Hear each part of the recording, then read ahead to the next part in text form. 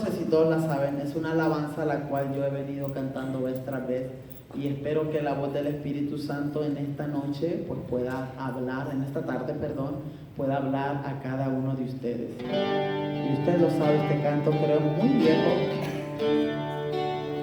es de mis tiempos.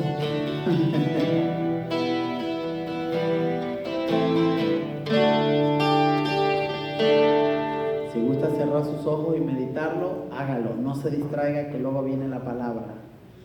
Yo quiero escuchar tu dulce voz, rompiendo el silencio en mi ser. Sé que me haría estremecer y me haría llorar o reír y caería rendido ante ti y no podría estar ante ti escuchándote hablar sin llorar como un niño. Pasaría el tiempo así, sin tener nada más que escucharte hablar. Oh, háblame, Señor, que quiero escuchar tu voz, que quiero escucharte. Yo quiero escuchar tu dulce voz, rompiendo el silencio en mi ser. Sé que me haría, yo sé que me haría estremecer y me haría llorar o reír y caería ante ti. Rendido ante ti, aleluya, y no podría estar ante ti, escuchándote hablar, sin llorar como un niño, y pasaría el tiempo así, sin tener nada más, y no podría estar ante ti, escuchándote hablar, sin llorar como un niño, y pasaría el tiempo así, sin tener nada más que escucharte hablar. Oh, háblame, Señor, que quiero escuchar tu voz, que quiero escucharte. Espíritu Santo, ven y háblame otra vez, que quiero escuchar tu voz, que quiero escucharte otra vez. Aleluya, que el Señor les bendiga.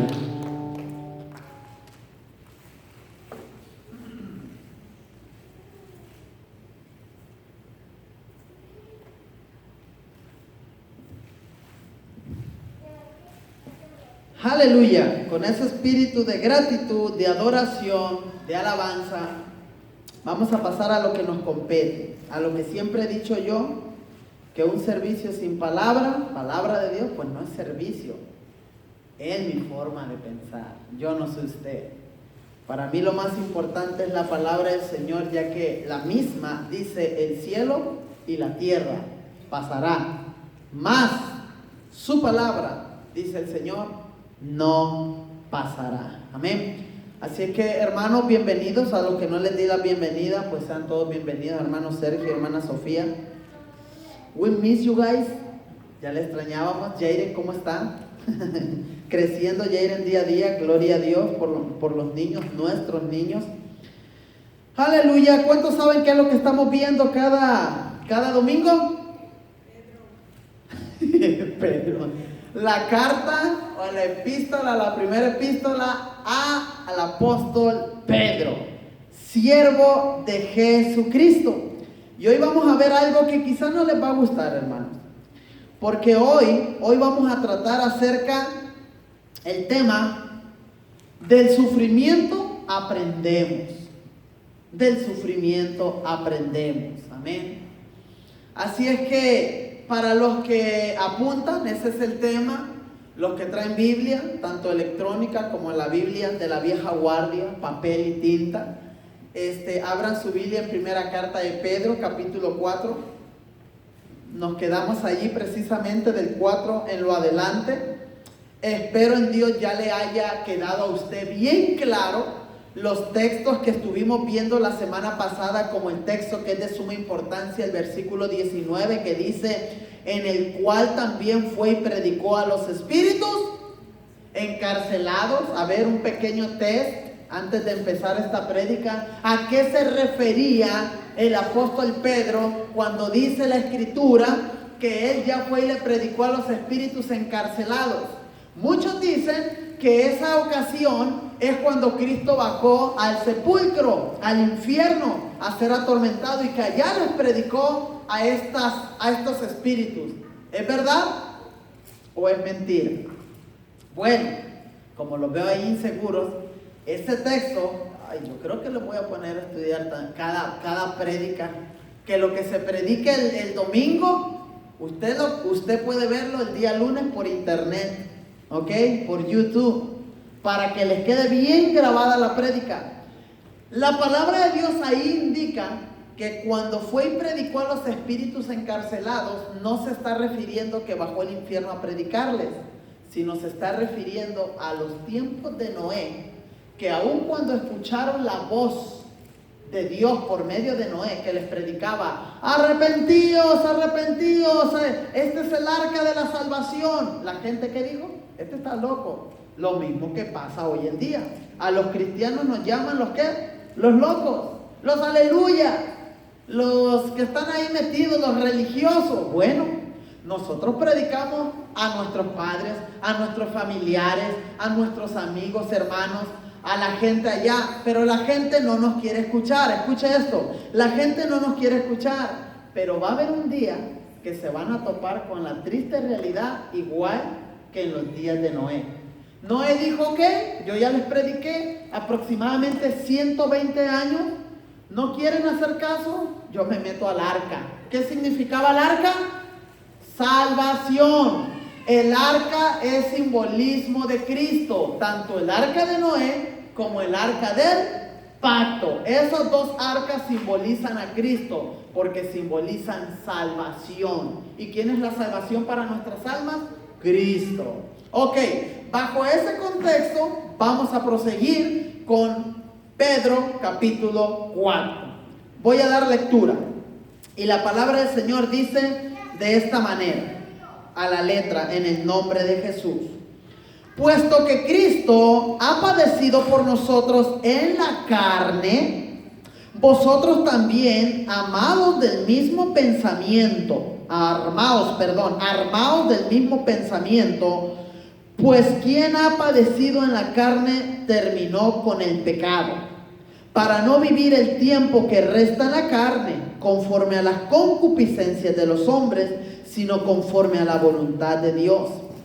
Baste ya el tiempo pasado para haber hecho lo que agrada a los gentiles, andando en lascivias, concupiscencias, embriagueces, orgías, disipación y abominables idolatrías. 4. A estos les parece cosa extraña que vosotros, escuchen, a toda esta gente que hace el pecado, a ellos les parece cosa extraña que vosotros no corráis con ellos en el mismo desenfreno de disolución y os ultrajan. 5. Pero ellos darán cuenta al que está preparado para juzgar a los vivos y a los muertos. ¿Por qué? Por esto también ha sido predicado el Evangelio a los muertos, para que sean juzgados en carne, según los hombres, pero vivan en espíritu, según Dios. Bueno, aparentemente aquí la lectura que acabamos de hacer, pues es profunda y no nos dice nada. ¿Por qué? Porque tiene muchas cosas profundas. Pero aquí está hablando acerca del padecimiento que Cristo tuvo. ¿Por causa de quién? De nosotros. ¿Ok? ¿Y cómo se llamó el tema? Del sufrimiento se aprende. Del sufrimiento se aprende. Dice la palabra del Señor que nuestro Señor Jesucristo aprendió obediencia. Oiga, ¿por qué la Escritura dice que el Señor Jesucristo aprendió a obedecer? En otras palabras, porque Él, como Rey de Reyes y Señor de Señores, Él no estaba sujeto a obedecer ¿a quién? A nadie. Él era Dios.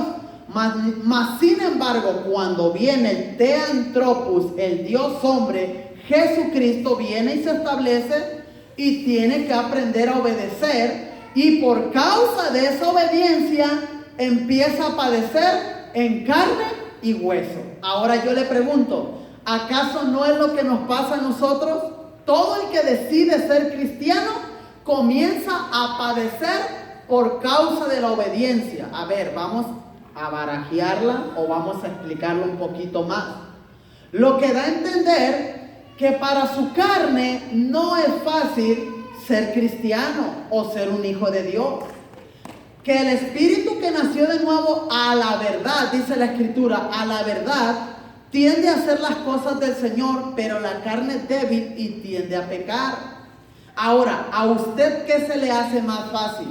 ¿Irse al pecado o obedecer la palabra del Señor? Para muchos se nos hace más fácil obedecer la palabra del Señor.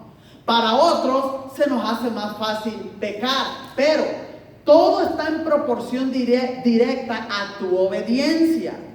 Según tu obediencia y tu padecimiento es lo que tú vas a obtener. Tu obediencia es a la carne, carne vas a tener. La Escritura dice que el que siembra para la carne va a cosechar carne, pecado. El que siembra para el Espíritu va a cosechar cosas de Dios. ¿Cuál es el fruto del Espíritu? ¿Ya se lo aprendieron? Yo se lo repito con esa intención cada vez. Amor, gozo, paz, paciencia, benignidad, bondad, fe, mansedumbre, templanza. Los 9 frutos del Espíritu. ¿Qué representan los 9 frutos del Espíritu? El carácter de Dios. Él es amor. Él es gozo. Él no es de que tiene. Él es. Ese es el carácter de Dios. Ese es el fruto del Espíritu.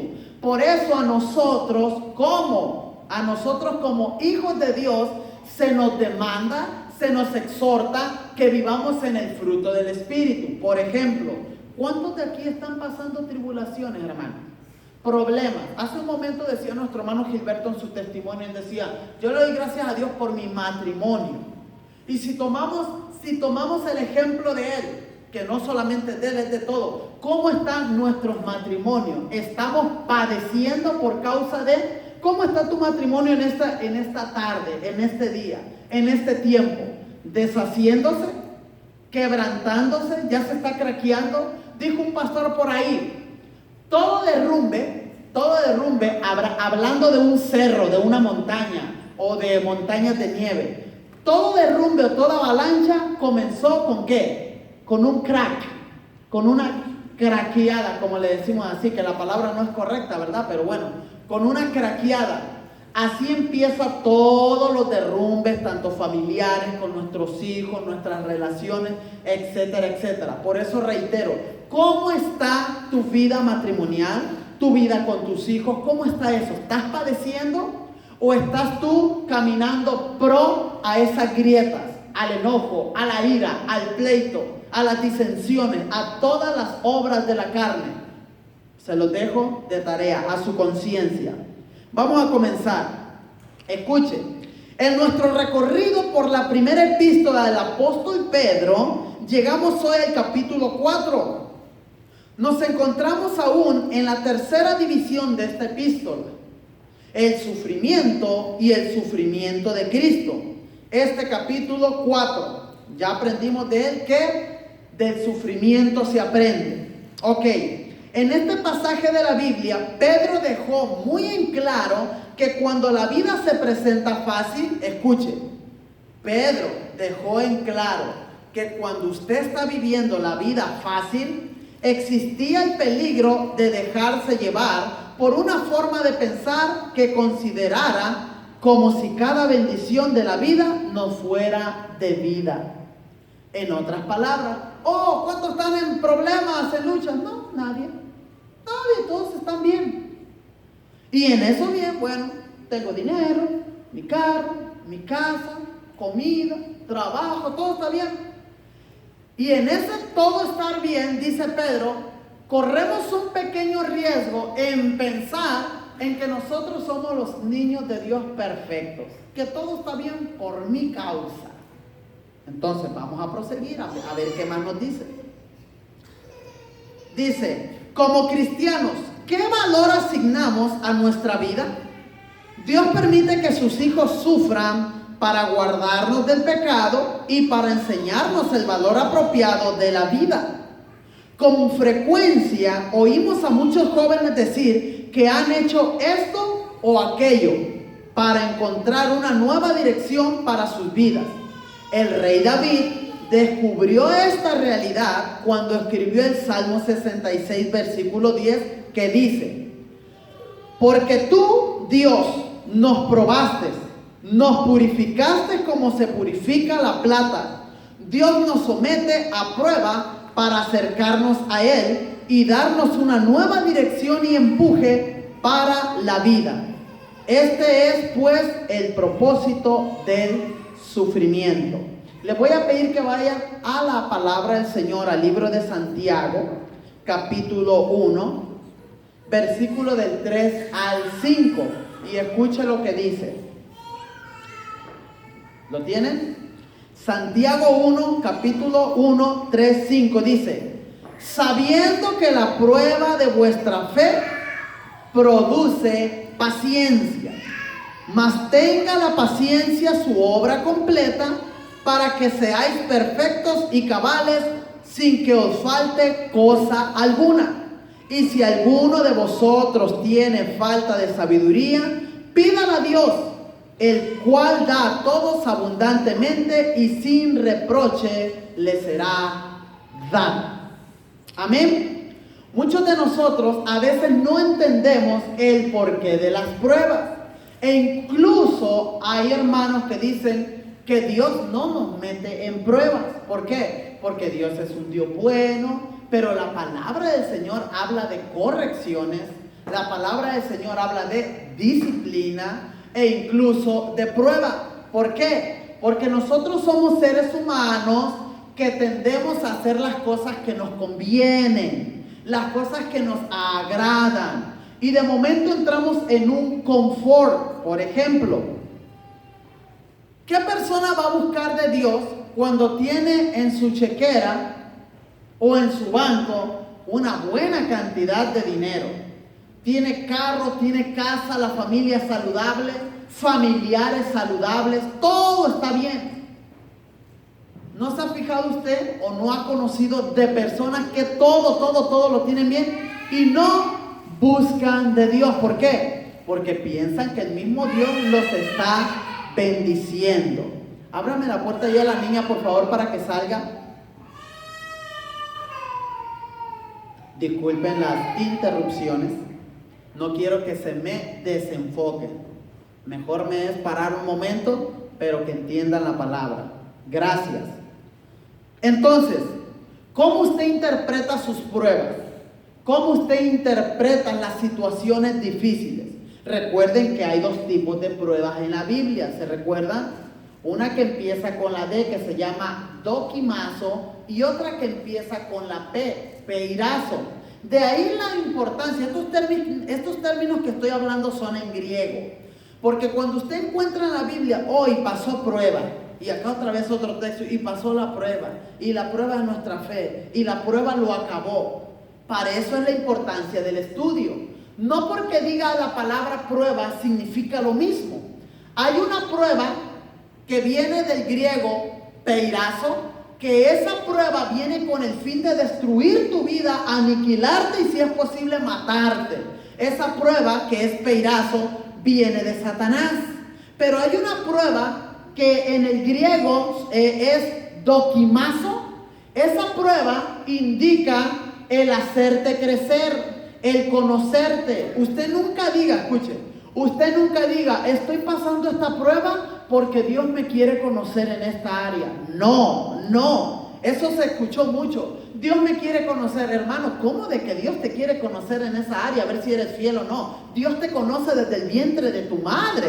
Dios conoce lo que tú vas a hacer hoy, mañana y siempre. Dios es omnisciente. Entonces, ¿para qué es esta prueba? La prueba que indica dokimazo. Esta prueba viene con el fin de darte a conocer tu carácter o tu inmadurez delante de Dios.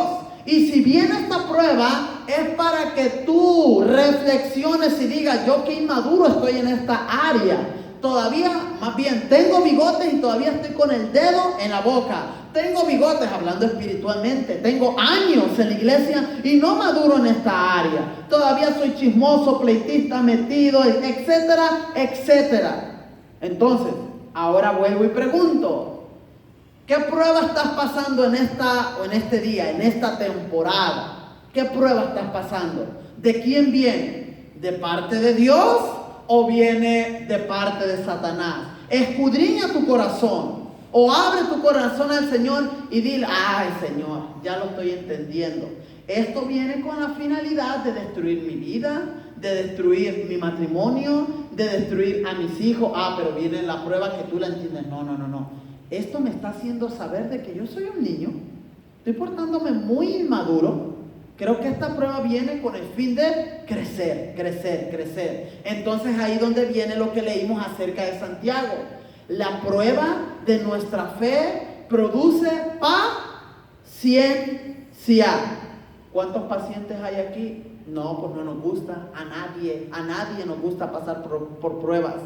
Somos impacientes. Pero el que es cristiano verdadero debe de manifestar la paciencia. ¿Por qué? Porque es parte del fruto del Espíritu. Porque dice que el fruto del Espíritu es amor, gozo, paz. Ahí viene, paciencia.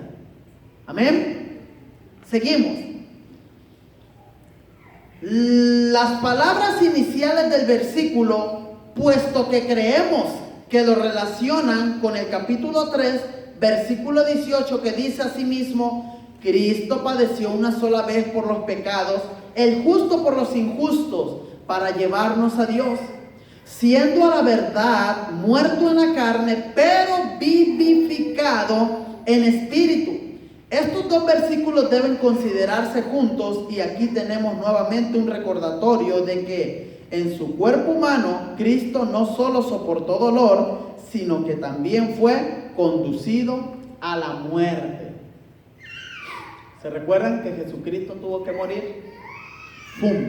Se fue y se acabó. Ese cuerpo fue aniquilado, bajó hasta el Seol, hasta el lugar de tormento, ¿ok?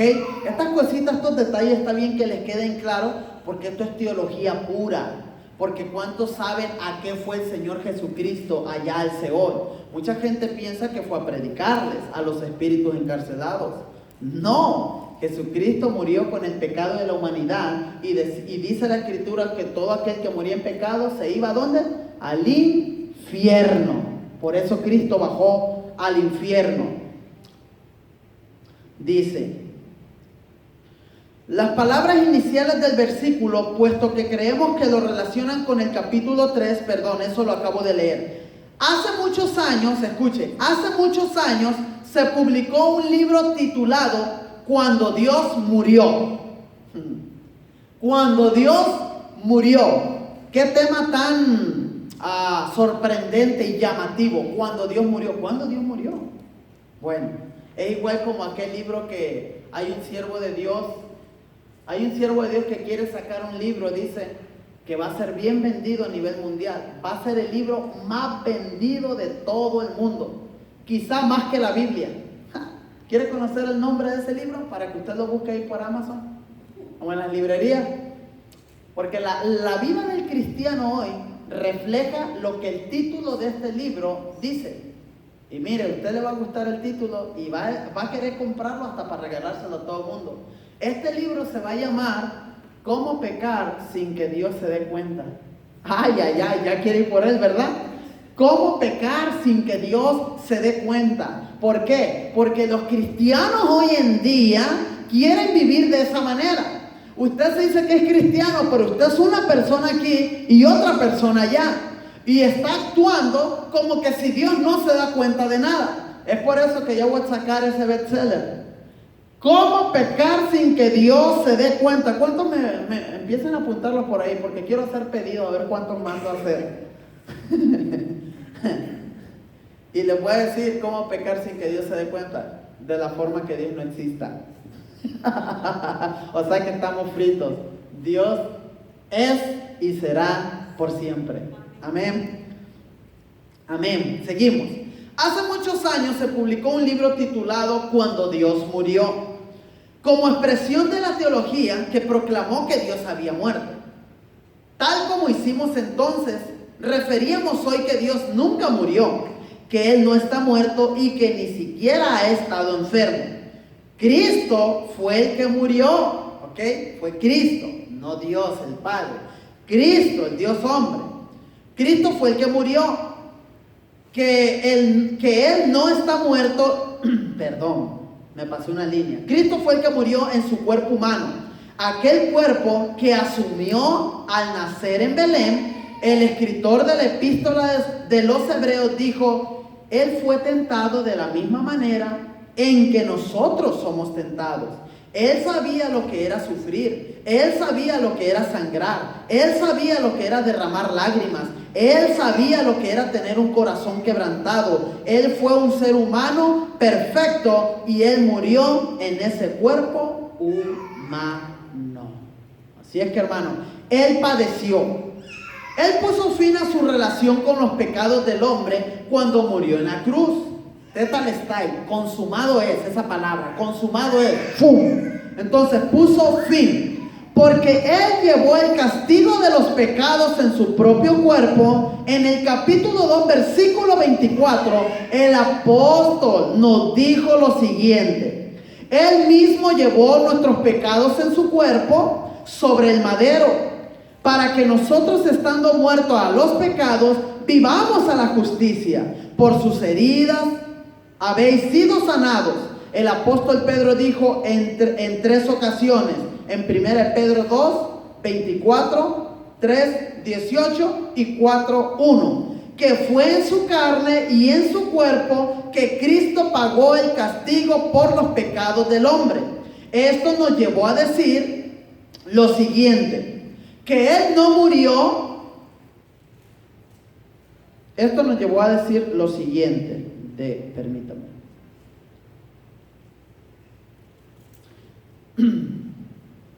Que Él no murió en pecado, ni tampoco murió bajo el pecado, sino que Él murió a nuestros pecados.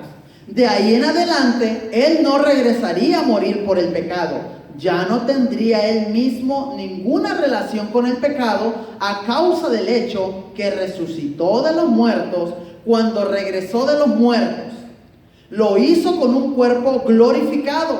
El Espíritu hizo que volviera a la vida, como se nos dice en ese versículo 18, capítulo 3. Él tiene una vida que ahora vive en un cuerpo. Él se encuentra allí en el cielo, en un cuerpo que está completamente dedicado al servicio de Dios, porque Él es Dios y disfruta de un acceso completo y libre a Dios y a toda la creación. Ahora, ¿qué debemos aprender de todo este relato de nuestro Señor Jesucristo? Que así como Él murió al pecado, nosotros debemos morir al pecado. Mira, hermano, En estos últimos tiempos se espera un avivamiento. Lo he dicho y lo seguiré diciendo porque es mi labor. Yo soy como aquel, ¿cómo se le llama? Como aquel atalaya arriba de una torre gritando que el peligro viene y es inminente. O sea, lo sigo diciendo. Estamos a punto de una tercera guerra mundial. E incluso yo lo he venido aconsejando. Y hoy la olla no hierve, la olla se está quemando en su totalidad. Usted vea las noticias, voltee a ver a Rusia, voltee a ver a Israel, voltee a ver para el lado de Siria, de Irán, etcétera, etcétera. La cosa no está muy bien. Y estoy hablando de un avivamiento. La Biblia habla de un último avivamiento. ¿Por qué? Porque muchos no van a buscar a Dios en este momento que pueden por la buena. Muchos van a buscar a Dios como lo que pasó, que ya suscité en una vez pasada, el 9/11. Pero reitero, el 9/11, ¿qué fue lo que pasó? Un caos catastrófico conocido a nivel mundial como la destrucción de las Torres Gemelas. En ese tiempo todas las iglesias se llenaron. ¿Por qué? Porque tenían miedo de atentados terroristas. ¿Y qué decían? Es mejor estar cerca de Dios en este tiempo. Lo que va a pasar en esta guerra, fíjense, las guerras, después de las guerras se ha conocido que la economía se restituye, etcétera, etcétera. Un montón de cosas buenas aparentemente pasan, pero bueno, así pasa. Y ahora la tercera guerra mundial es bíblica. No es de que venía en la Biblia la primera, la segunda y vendrá la tercera. La tercera guerra mundial es bíblica. No suscita así el texto y habrá una tercera guerra mundial. No, sino que habla de una guerra que será una guerra a proporciones mundiales, atómica. Una guerra con misiles, proyectiles, etcétera, etcétera. En pocas palabras, nuclear. Entonces, las cosas ahorita no están bien. Que dicho sea de paso, el cristianismo está siendo muy agredido hoy por hoy. El día miércoles, ayúdenme si me equivoco, el día miércoles estuvimos aquí en una cena, ¿verdad? Vino un misionero desde África. Ese misionero desde África, en su testimonio, ya después al final, él estaba diciendo que no solamente los cristianos estaban siendo azotados o perseguidos, ¿ok? Sino que también los musulmanes también estaban siendo asesinados. ¿Quién los está matando? Hay un grupo terrorista por ahí que anda muy famoso, que dicho sea de paso, tristemente, se están sacando los papelitos a la luz y parece ser que este mismo gobierno está financiando a este grupo terrorista. ¿Por qué?